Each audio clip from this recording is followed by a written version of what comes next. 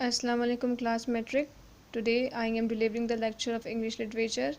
Kindly open your textbook and see the chapter The Wise Caliph, which is on page number 2.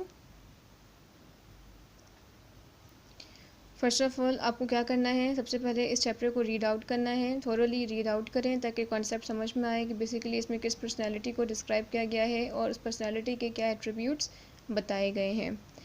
Okay, after the reading of the whole context I will summarise the chapter. The Wise Caliph. Caliph Harun al-Rashid was a wise Muslim king of Baghdad. One day when he was holding court, Qazi of the city brought a dispute case before him. In fact, two persons claimed the same horse.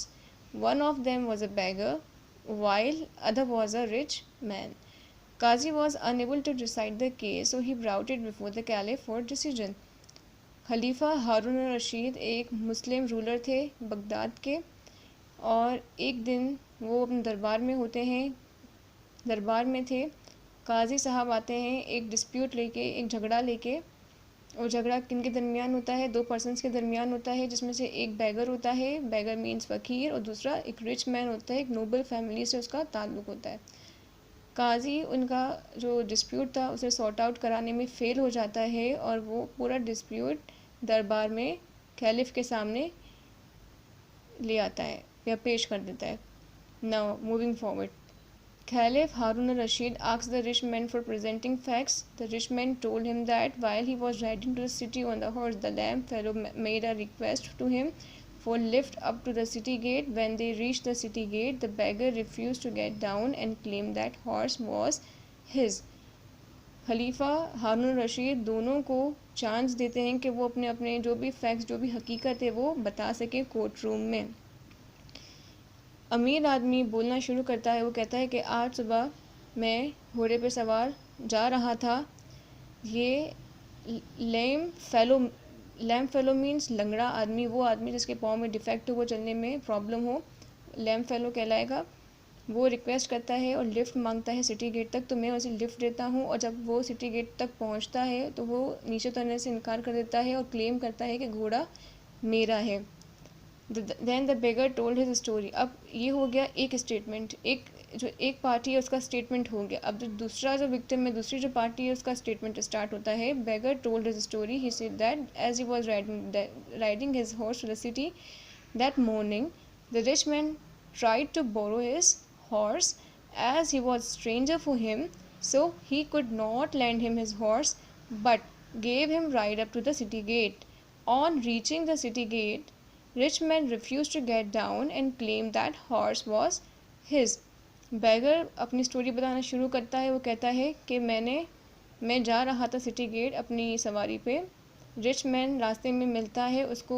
Rich man को बहुत जल्दी होती है जाने के लिए city gate तक, तो वो उसे घोड़े को बोरो करना चाहता है, मीन्स उधार लेना चाहता है.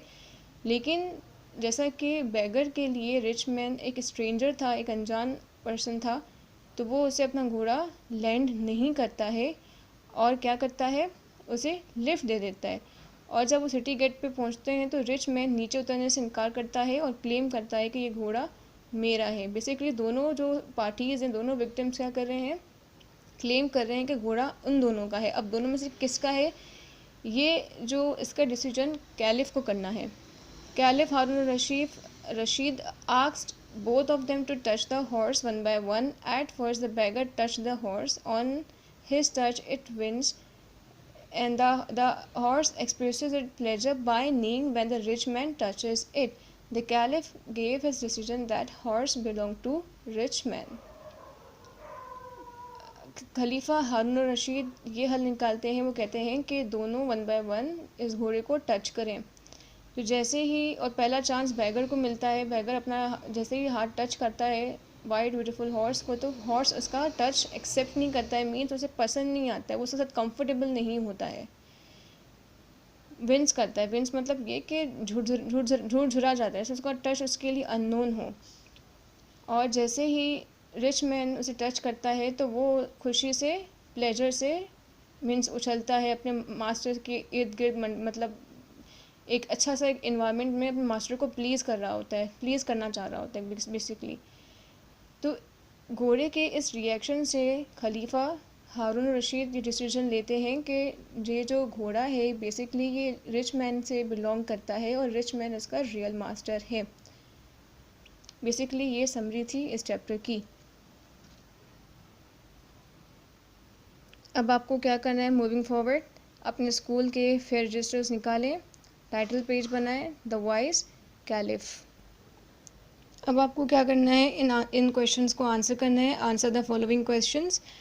Number 1, what was the caliph Harun Rashid known and respected for? Harun Rashid क्यों रिस्पेक्टेड, एक रिस्पेक्टफुल पर्सनैलिटी थे। What did he go through the streets of Baghdad? वो बगदाद की गलियों में क्यों जाया करते थे। व्हाट डिड द काजी से टू द कैलिफ? काजी ने कैलिफ से क्या कहा।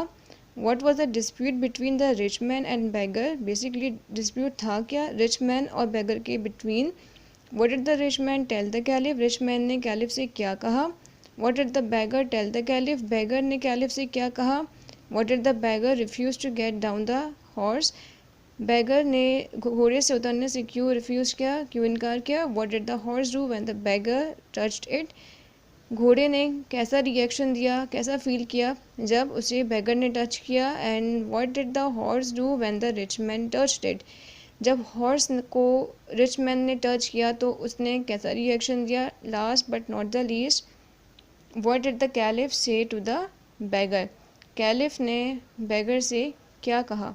अब आपको क्या करना है, इन तमाम क्वेश्चंस को अपने स्कूल की फेयर कॉपीज़ में after making the title page in तमाम क्वेश्चंस को आंसर करना है।